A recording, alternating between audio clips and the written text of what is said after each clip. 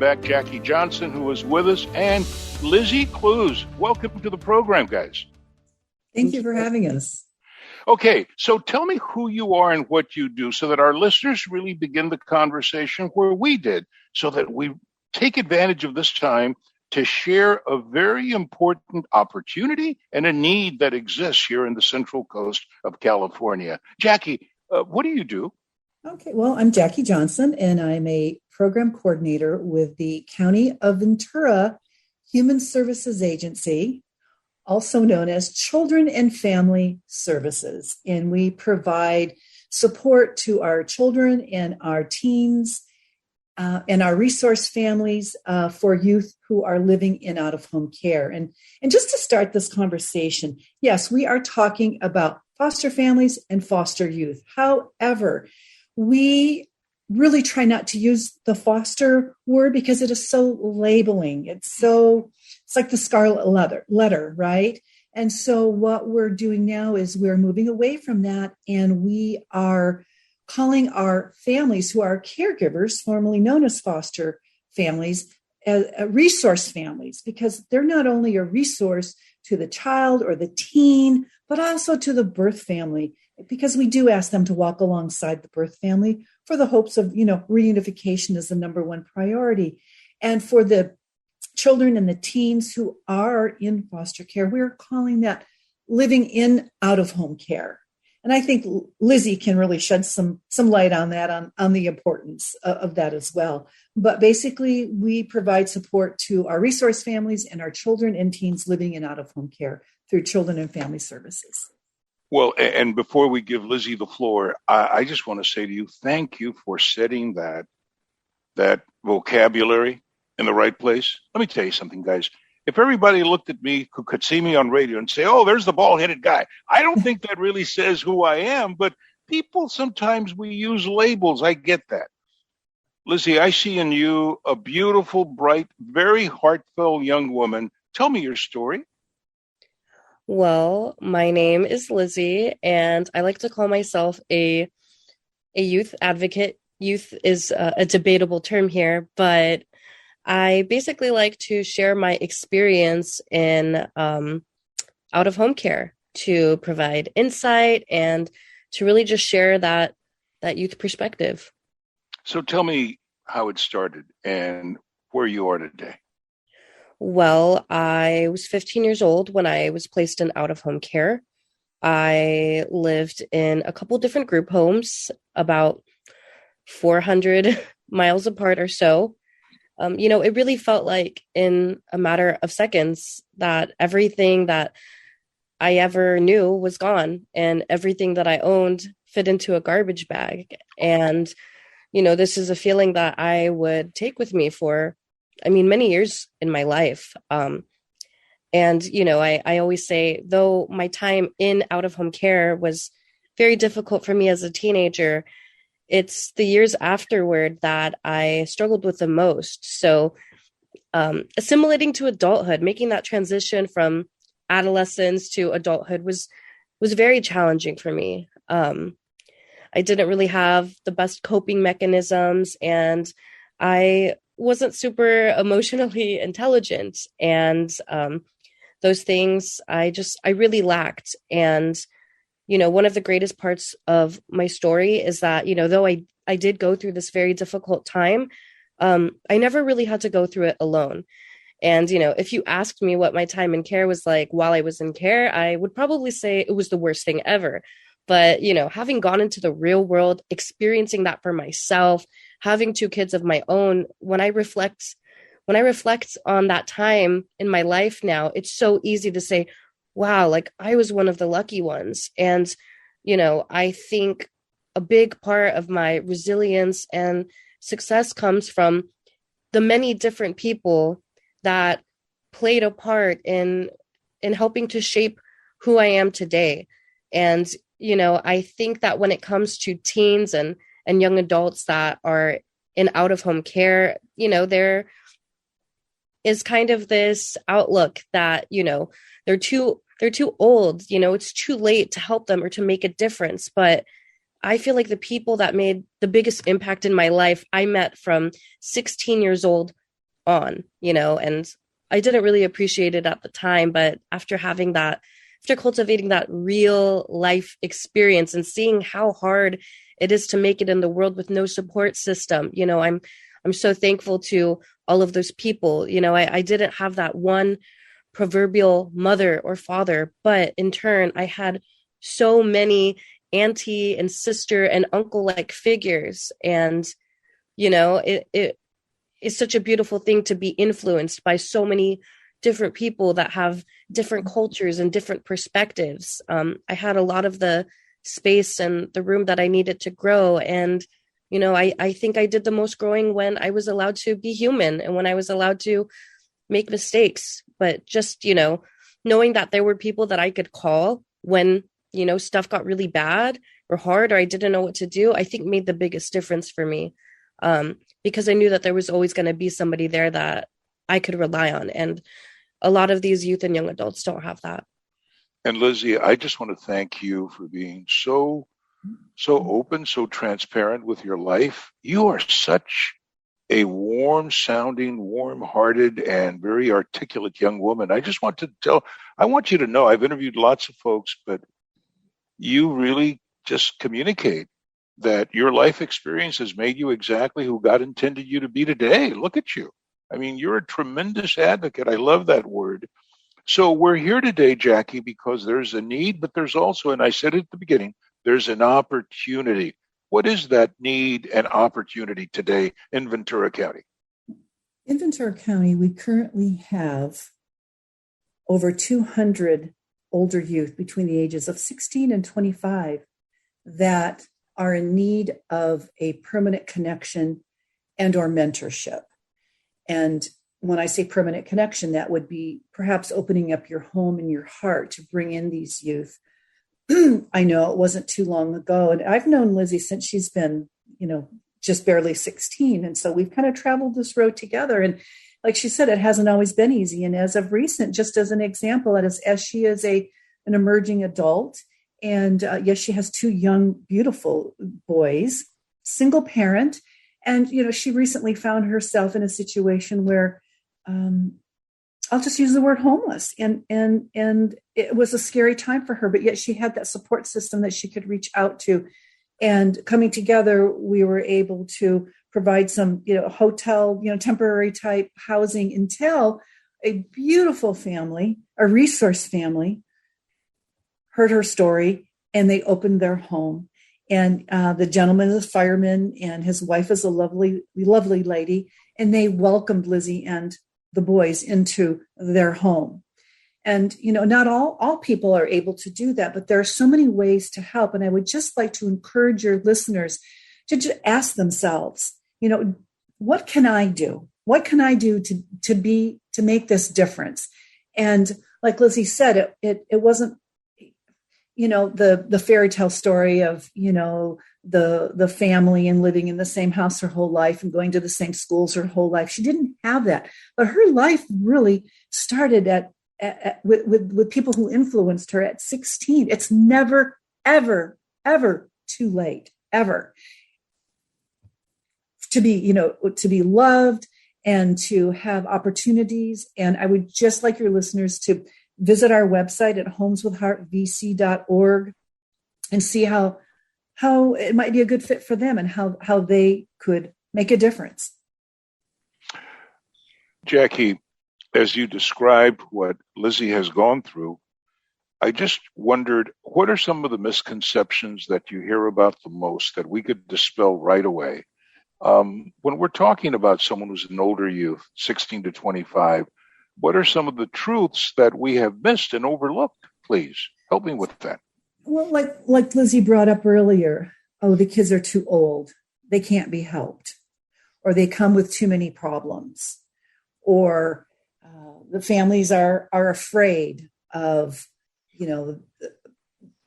trauma that the children, and youth may have experienced, and that may come out.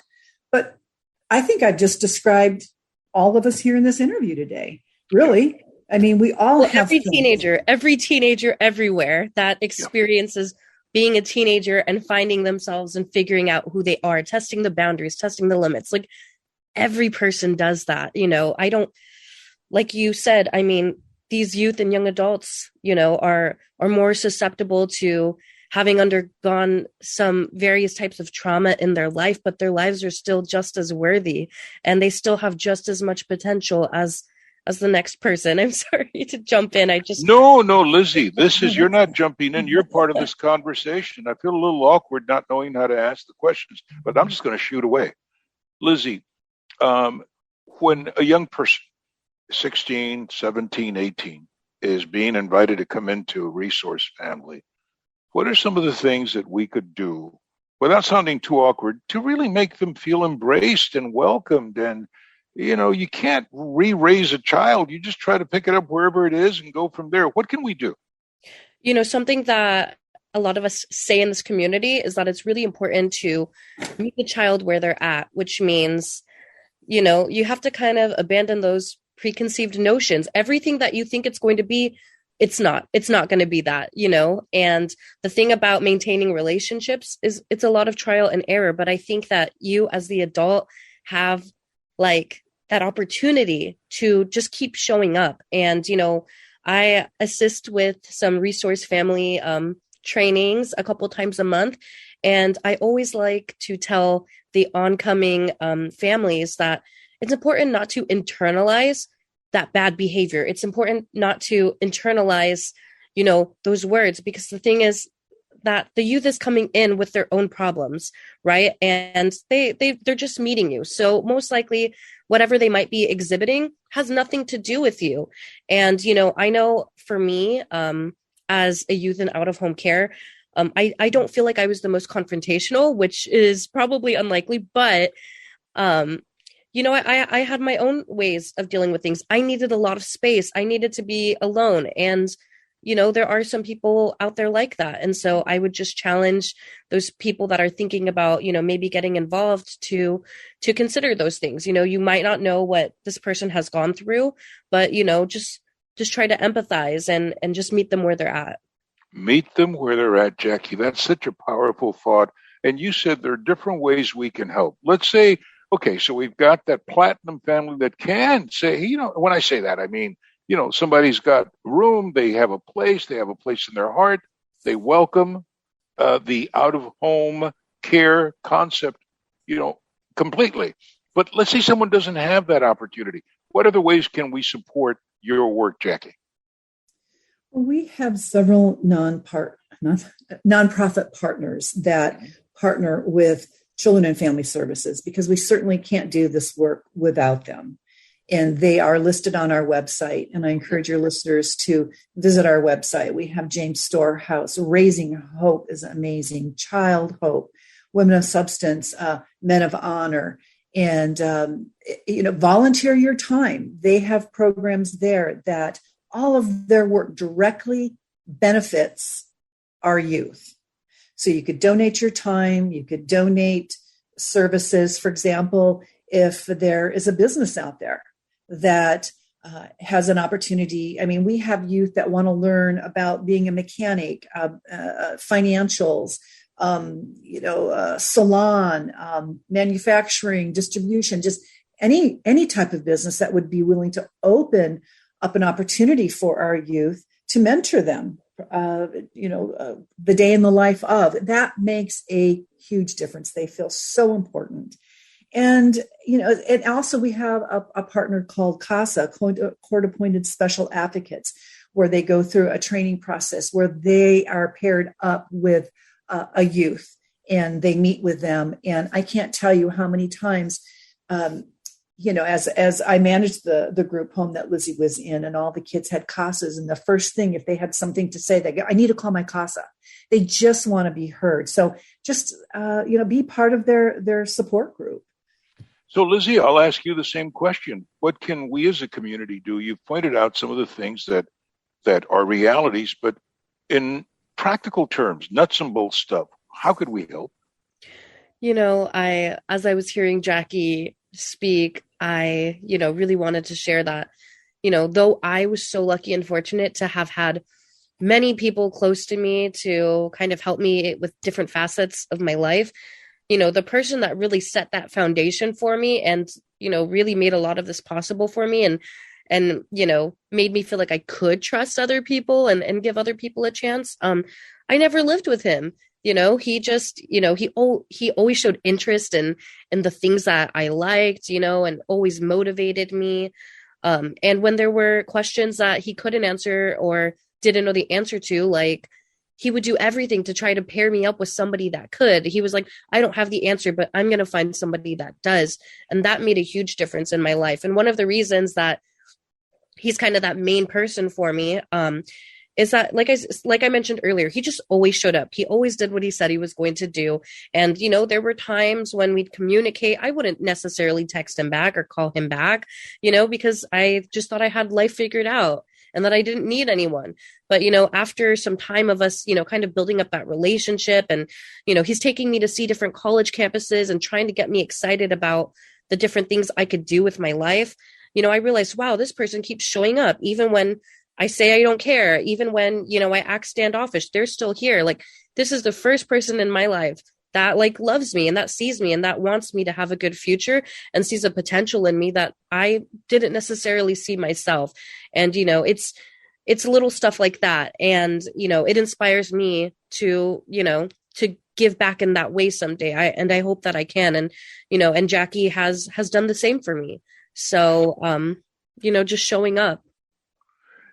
Lizzy, you are just an amazing storyteller, and you living it, it shows. I hear it, I see it, I'm watching you on the screen. Our listeners can't see you, but they can hear you, and through your voice, they're seeing you. So, Jackie, you mentioned it before, but I want to be very clear, and friends, please jot this down. We're going to continue to repeat it several times for the remainder of this program, Community Connection.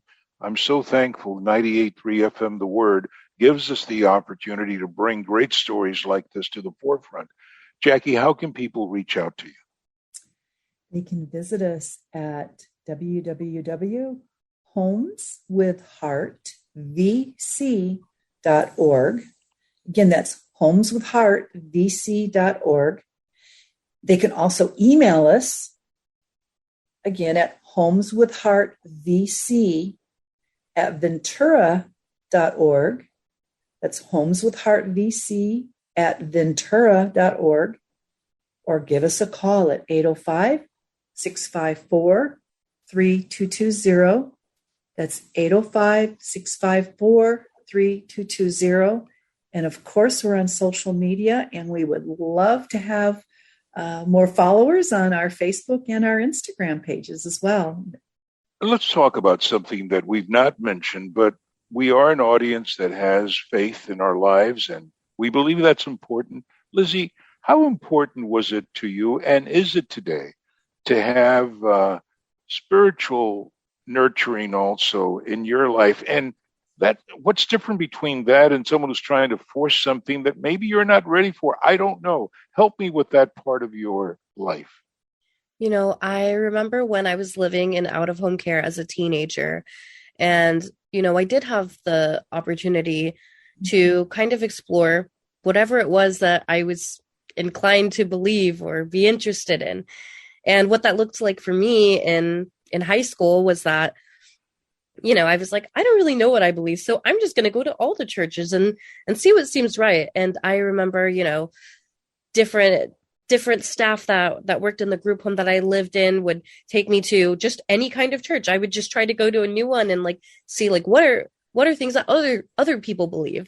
And, I thought it was such a good experience because, I had known a lot of people growing up that, kind of did have the experience of having it shoved down their throat. And I saw how they rejected it so vehemently because they weren't really given that choice. So it's like I did kind of have that opportunity to figure out what I believed for myself. And that was really good for me, I think, as a young person. And so what that looked like, after aging out of care and, reconnecting with different mentors along the way and even finding new people, is that I'm just kind of in this position now where I'm constantly learning new things and I'm open to everything. The resource family that I live with right now is deeply religious, and they invite me to everything. They don't, it's not mandatory, it's not a requirement, but just the fact that, they invite me, they invite their kids, they invite, the resource kids that they take into their own home. It makes me feel like, they want me to be a part of what they're doing. I'm not just somebody that lives here or rents a room. Like, I'm a part of the family. And, I appreciate it so much. I appreciate that, people can tap into their spirituality and what they believe in and use it to help, guide other people. And so I feel very thankful for that experience.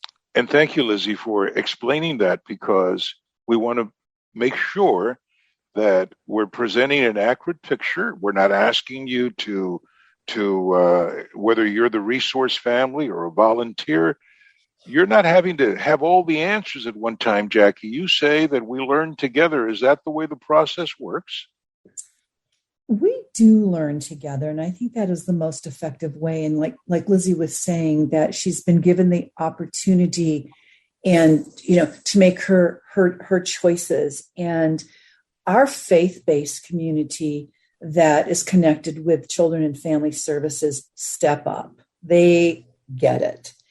And we do have a Faith in Motion program, and that's also something your listeners can go to our website at homeswithheartvc.org and find out more about, because we have some amazing partners. We have churches that have stepped up, and we love to go speak at the churches. So any church that would like us to come out and give a presentation, we're there. We're absolutely there. And they've offered so many opportunities, even for our resource families, like, family night out and, a group for teens, or just opening up their homes or becoming that mentor. And they really know how to meet our youth where they're at. They have patience of a saint, and they just get it. They just totally get it. Patience of a saint. You're the angel, Jaci. Your face just lit up and radiated as you talked about meeting families and meeting groups and going to various congregations and communities of faith. Thank you, Jaci, for doing God's work the way you do it. It may not seem like it, but let me tell you, you're transforming lives. And look at Lizzy. I mean, this young lady who so patiently puts up with my dumb questions is able to convey a beautiful story of why she is where she is today. And Lizzy, I don't know you as a mom, but I'll tell you something. I think you're going to be a fabulous mom, and we wish you the very best with your kiddos. I attribute it sometimes to sheer luck that we've made it by this far. But you know what? Like Jaci said, I feel like we're learning as we go along. And it's, I never pictured myself being a mother to anyone, because of my own experiences. And, when that part of my life happened, it was a lot easier than I ever thought it could be. And it's, the most fulfilling part of my life. So I want you to know you're always welcome back, Lizzy. Please know that, okay? And so we look forward to having conversations with you again. Let's take care of the important stuff. We need to let people know again. Friends, I don't know where you're listening to this program. You may be in your car. You may be at home. Maybe you chose to listen at a later time. Jot this number down. It's 805-654-3220, 654-3220. And then there's a couple of ways you can reach homeswithheartvc.org, homeswithheartvc.org. You can go to that website, or you can also shoot them an email. Tell them you're ready. You can say, here I am, send me. homeswithheartvc@ventura.org. Did I get that right, Jaci? You are amazing, David. Yes, I just parrot stuff. I pick it up and I just put it out. Did it. Jaci, the closing question would be this. Someone is listening and saying, gosh, I want to do it, but I don't think I can. Jaci, the need is so great. Yes or no, can we all do something? Absolutely. We all can do something. And together we can make a difference. Thank you, Jaci. Lizzy, you've got the final word. We've got about 15 seconds. Tell that person listening why it matters. I'm just going to tell you that, yes, you can. If you think that you can't, you absolutely can. And it's a good investment. Thank you, Lizzy. You are a wonderful investment. and God has you in his care every day. Thank you. Friends, I want to thank you for listening and for always being part of this fantastic community connection. My name is David Cruz. We'll speak again soon.